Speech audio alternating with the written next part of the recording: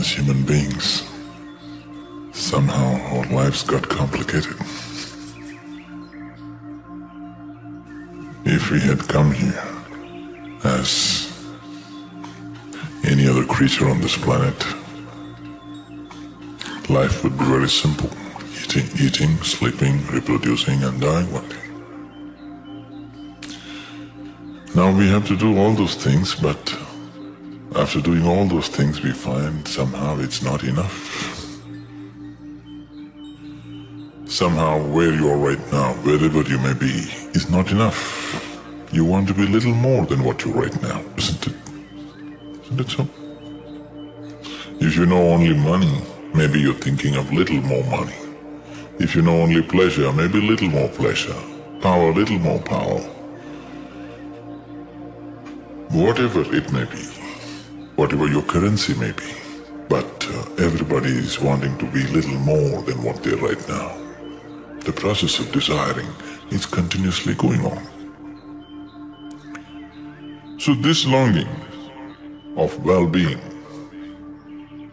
because ultimately everything that you're doing is in search of your well-being. Whether you're going to work, or you're going to the bar, or you're going to the temple, or you're getting married, or you're having children, you're studying in a university, everything is fundamentally your well-being, isn't it so? Yes? Different people may have different ideas about well-being. Somebody thinks if they can eat twice a day, that's well-being. Somebody else, that's not well-being, isn't it? Our ideas of well-being may be different, but every human being, consciously or unconsciously, constantly in search of his well-being, isn't it? So, what is well-being? When do you really feel well in your life? When do you truly feel well? When you're very happy, you're well. Even if you're physically ill, you're still well, isn't it? Even if you're medically diagnosed as ill, you're very happy right now, you're feeling well, isn't it? So fundamentally, well-being means a certain level of joyfulness, certain exuberance of life. What is happiness? We can say happiness is this, that, but in terms of life, your life energies are happening in a more exuberant way than it normally happens. Depression means your life energies have become very low and stale. Happiness means your life energies are exuberant. There are many ways of describing happiness, but only those who are happy know what it means to be happy. There is nobody who's not been happy. Everybody's been happy, but the problem is they're not able to maintain it, that's all, isn't it? Everybody's been happy. In the last 24 hours, how many moments of joy have you known? 1, 2, 3, how many? Maybe you can count on your fingers. Many people have nothing to count. When you were 5 years of age, a child, how many moments of joy did you know in 24 hours? Lots of them, isn't it? Somebody had to make you unhappy. Now somebody has to make you happy, isn't it? The whole equation has gotten reversed somehow. All this effort of life, everything that you did, education, career, business, family, whatever you did, everything was in pursuit of happiness, is it so? Everything that humanity has done on this planet is in pursuit of happiness, is it so? In the last 100 years, we have done too much on this planet. With the use of science and technology, we have changed the very face of this planet. Today, we have the kind of comforts and conveniences that no other generation could ever even imagine. Yes? What royalty could not afford 100 years ago, today average citizens have, isn't it so? Aren't most of you driving chariots with 100, 200 horses? Yes? Even kings could not afford this. But are we any happier? We are definitely the most comfortable generation ever on this planet. Is it so, physically? But are we also the most joyful generation? So it's not worked. Science and technology has brought enormous amount of comfort and convenience to our lives. Things that we could not imagine just 25 years ago, or just a living reality today, isn't it? But are we any more joyful? No. And all these comforts and conveniences have not come easy. They've come at a tremendous cost to every other life on this planet. Yes, every creature, from plant to animal to everything, including human beings, have paid an enormous price to create these comforts and conveniences, and we are not even happy. What is the point? We are literally making a bonfire of this planet. If you are ecstatic, it's okay, burn the planet. It's all right. We are not even happy. I think it's time to really look at it, isn't it? Why are we burning it up if we are not even happy? Now the problem is you're in pursuit of happiness. It's enshrined in your constitution also here. In pursuit of happiness. What does pursuit of happiness mean? That you want to do so many things to be happy. Yes. Yes, that's what it means. That you must have the freedom to do many things to be happy.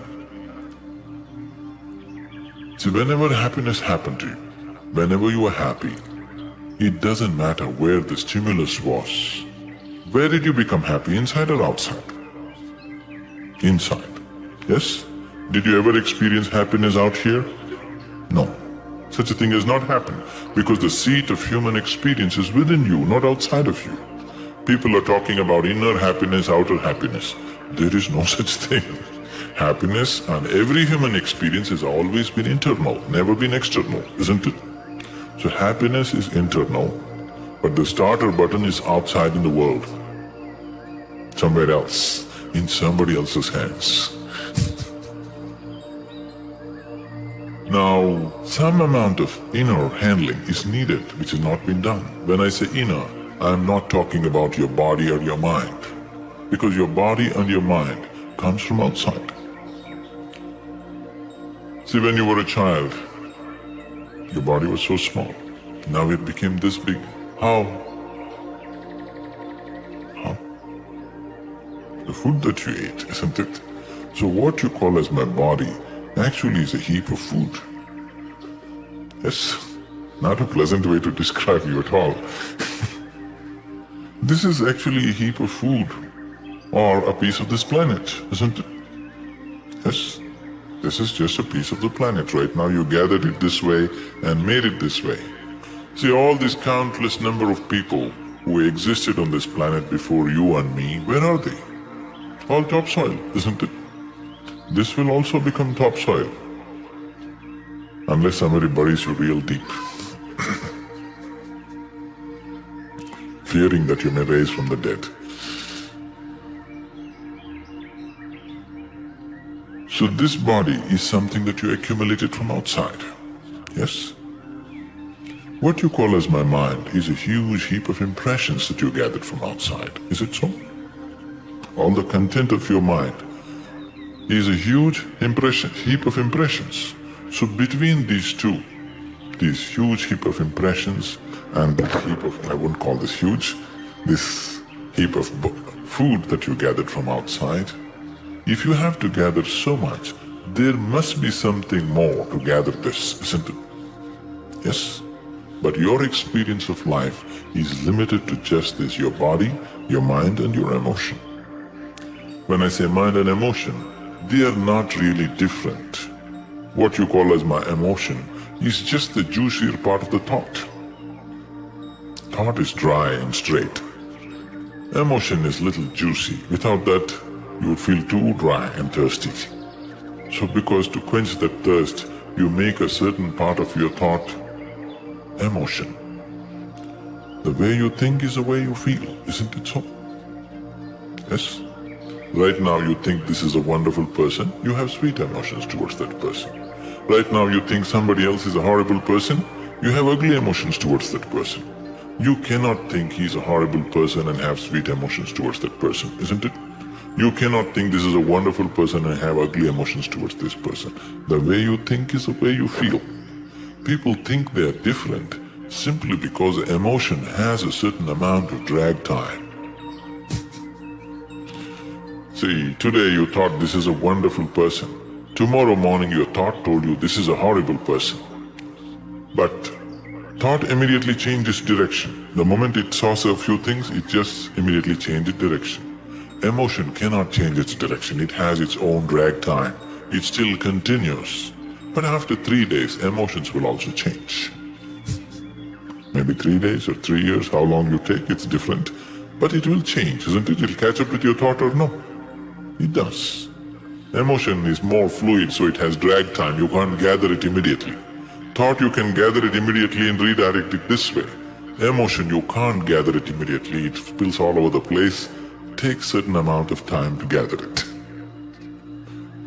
So your thought, your emotion, your body, everything has been gathered from outside. So what you have from outside, you can gain, you can lose, isn't it? You can gather it, what can be gathered can be lost, isn't it so? And it will be lost. Either in the course of life or in the process of death, it will be lost. And when you constantly live with something that is going to be lost and that can be lost any moment, naturally you will live a very unstable and insecure life, isn't it? Just see how much of your life has been structured around your security. Almost everything that you do is about your security, isn't it so? Yes? Is it so? Please carefully examine your education, your career, your family, your children, your emotions, everything are centered around your security somehow, isn't it? When you're constantly thinking about security, when you're constantly concerned about your security, you will not walk full stride of your life. Every step will only be a half a step. You cannot let yourself go completely into the process of life. Always the question is, what will happen to me? What will happen to me is the question, isn't it? Till this problem is taken away, you will never realize the full potential of who you are. You will never find full expression, either to your body or to your intelligence or to anything, till this question of what will happen to me is taken away from your life. Only when you come to this state, nothing can happen to me, whatever, whichever way life is, this is the way I will be. Unless this is brought in within you, you cannot take full steps in your life. You'll take only half steps in your life. So the spiritual process means bringing another dimension, which is beyond the physical, into your living experience, so that this problem of security and insecurity is gone. Because you're so totally lost in your instincts of survival, you think everything is within the range of this. It is not so. See, if you don't mess with your mind right now, to be peaceful and joyful is natural. Is it so? Is it so? Do you have to go and conquer the world to be joyful? Can you just watch the sun setting and be joyful? Can you close your eyes and be joyful? Yes? Can you think about something and be joyful? And not think about anything and still be joyful? So, being joyful is not happening because of any particular act in the world. Yes? People might have gotten there by doing many things. That's different. This is like, on a certain day, a bull and a pheasant were grazing upon the field. The bull was grazing upon the grass and the pheasant, the bird, was picking ticks off the bull. They're in some partnership. There was a huge tree at the edge of the field. The pheasant looked up at the tree and very nostalgically said, "Oh alas, there was a time when I could fly to the topmost branch of the tree. But now I do not have enough strength in my wing even to fly to the first branch of the tree." The bull very nonchalantly said, "Oh, that's no problem. If you want to get to the top of the tree, every day you take a certain dose of my dung. Every day eat some of my dung, and within a fortnight you will get there." Very hesitantly, the pheasant started pecking at the dung, and lo, on the very first day he reached the first branch of the tree. Within a fortnight, he did reach the topmost branch of the tree. So he went and sat on the topmost branch of the tree, just beginning to enjoy the scenery. The old farmer who was rocking on his rocking chair saw a fat old pheasant sitting on topmost branch of the tree. He pulled out his shotgun and shot the bird off the tree. The moral of the story is, many times even bullshit can get you to the top, but never lets you stay there. In so many ways you're trying to bullshit yourself into joyfulness. You have gotten there many times, but never stay there, isn't it? Yes? You can do this just by running on the beach, by dancing, by singing, by drinking alcohol, by taking a drug, by doing so many things. It all gets you there for a moment, but never lets you stay there, isn't it? Yes or no? The more you don't get to stay there, the more and more desperate you're becoming with life. Now I'm talking about joyfulness, what it is. There are many, many ways to look at this. One simple way is, let's say right now you lost your peace. If you lose your peace, what happens with your life? First you today go home and yell at somebody at your home, your husband, your children, not your wife or whoever is there. If it continues, tomorrow morning you pick a quarrel with your neighbor. If it continues, then you go to your office and yell at your boss. The moment you yell at your boss, everybody knows that you need medical help. Yes? When you yelled at your husband, wife, they thought it's normal. But the moment you yell in a place where there is going to be serious consequences for you, people know you need medical help, isn't it? So they took you to your doctor.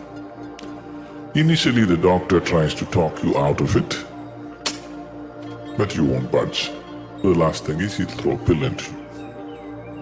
This pill is what? Just a little bit of chemicals, isn't it? If you throw this pill into you, you do become peaceful. Maybe not forever, for a short period of time you do become peaceful. It is working, that's why so many people are popping it, isn't it?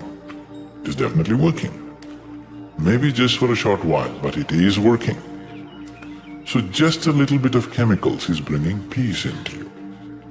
Or in other words, peace is a certain kind of chemistry, isn't it? If peace is chemistry, isn't turmoil another kind of chemistry? Yes? Isn't joy another kind of chemistry? Isn't misery another kind of chemistry? Agony another kind, and ecstasy another kind? Every human experience has a chemical basis to it. Now I'm talking about creating the right kind of chemistry within you, where to be peaceful and blissful is just natural to you. You just create the right kind of chemistry. Now, this is the way you are. This is not something that you pursue outside. We have engineered the world today in many ways so that it functions better for us, isn't it? We have done nothing about ourselves. Engineering fundamentally means to create situations the way we want it, isn't it? We have strived hard to create external situations the way we want it. But our inner situations are not the way we want it. What's the point now? We are sitting in the kind of climate that we want in the outside, but the inner climate is not good. This doesn't work, isn't it? It doesn't matter where you are. You're sitting in a palace or in heaven, but your inner situation is not good. Now, it doesn't matter, isn't it? Yes? People are wanting to go to heaven. Why? Because they've made a hell out of themselves, obviously. Who told you this is not heaven? How do you know? How do you know that you're not already in heaven and making a hell out of yourself? Because all the misery that you have ever experienced has happened only in your mind, isn't it so? Where is the manufacturing unit for all the human misery that's happening on this planet? California? Where is it? It's in your mind, isn't it? This mind could have been a ladder to the divine. This mind could have been a source of ecstasy, but this mind has become a source of misery for most people. Tension, anxiety, depression. Why? You just don't know how to handle it, isn't it? Yes, you just don't know how to handle it. This is a miracle which has gone wrong. With the humanity, human mind has gone wrong, isn't it so? This is actually a miracle. You could use this to make anything. This moment, if you want, you can make yourself absolutely ecstatic with the same mind. Isn't it so? With the same mind, this moment you can become depressed and totally lost. Both are possible right now if you're willing. Yes or no? So why has it gone wrong? This is simply because without understanding the nature of this body, without understanding the nature of this mind, without understanding the nature of how this one exists within itself, we are just trying to live by accident. We're just hoping everything will be okay. They have been telling you for thousands of years, don't worry, God will take care of you, everything will be okay, everything will be okay. Look at the world and tell me what people are going through. Your life within, how joyful you are, how peaceful you are, happens to you only to the extent you understand and only to the extent you handle it. To what extent you're capable of handling it, only to that extent, only to that depth you will know life. Otherwise you will not know anything beyond that. For example, the mind, how we are handling it. Let's look at this. See, the nature of the mind is anything and everything your five senses come in touch with, your mind collects. Most of the impressions that you have gathered in your mind are unconscious. Every waking moment and every sleeping moment of your life, whatever comes in touch with the five sense perceptions is recorded. Every sound, every smell, every touch, every sight that you have gathered is all there in your mind. Some of them you are able to pull back and use. Much of it you are not able to pull back. But it is functioning. It is creating impacts on you in so many different ways, all these impressions. So these massive impressions that come in, you have no discretion about what to take in and what not to take in. Whoever comes your way will stuff something into your head and go, you can't stop it. If you say, I do not like this person, you cannot stop input from that person. Actually, you will take in more from that person than anybody else, isn't it? So your mind, in one way, is just society's garbage bin. Yes. You can take garbage bin, whatever the content of the garbage bin, you can take it and make it wonderful manure for yourself. Or you can live in the garbage bin and struggle eternally. This is the choice that you have. So what you receive, there is no choice about it. Everything that you come in touch with goes inside. But you have the discretionary power to what to use and what not to use, isn't it? That is there. But that discretion has been lost in a lot of human beings. That's why they become compulsive human beings. Just see how much of your life is compulsive, how much of your life is conscious. Please look at this. Carefully observe yourself and see how much of you is happening consciously, how much of you is happening compulsively. You will see a large part of you is happening compulsively. When you're happening compulsively, you will not happen the way you want yourself, isn't it? See, there's only one problem with your life. Life is not happening the way you think it should happen. That's the only problem. Is there any other problem? Is there any other problem? This is the only problem, isn't it? Life is not happening the way you think it should happen. In the same breath you claim you believe in God. If you believe in God, if it is not happening your way, it must be happening His way. You must be even more happy it's happening your God's way. But that's not the reality. So, world is not happening your way, it's okay. But now the problem is you are not happening your way. This is the problem, isn't it? Yes? Nobody in the world is happening your way. Please see. Nobody around you will happen 100% your way. Isn't it so? Yes? Nobody happens your way. It's okay. But this one person must happen your way. If this one person doesn't happen your way, you will become a tragedy. That's the tragedy of humanity. The world is not happening your way. That is not the problem. You are not happening your way. That's the problem, isn't it? So if things happen to happen your way, you have begun to understand in the world that you have to engineer it so that it happens your way. Now if you engineer your car properly, if you turn it here, you want it to go here, it goes right there. It's a good car. Otherwise you do it here, it goes and turns there. You know there were cars like that before? Yes. Do you know in 50s and 60s, the American cars, if you want to turn them there, you have to turn them here? Not anymore, isn't it? Because better engineering. The same with you. No inner engineering has been done for you, isn't it? Just by accident, you're trying to happen. So what you gather is not the problem. Your ability to use what you want is the question, isn't it? Isn't it good all the shit in the world you've gathered in your head? It's best you collect it. Because if you don't know, you'll walk into it every day. If you know all this, you can see that you don't walk into those things, isn't it? Yes? See, being free of something and being ignorant of something is very different. Yes? You're ignorant of the ways of the world. You will bump into it today or tomorrow. You know all the crooked ways of the world, but you don't give in to that. You're consciously not there in it. That's a different thing, isn't it? So suffering is not conscious. If you're suffering in some way, that means that part of you has become unconscious, isn't it so? Nobody consciously creates suffering for himself, does he?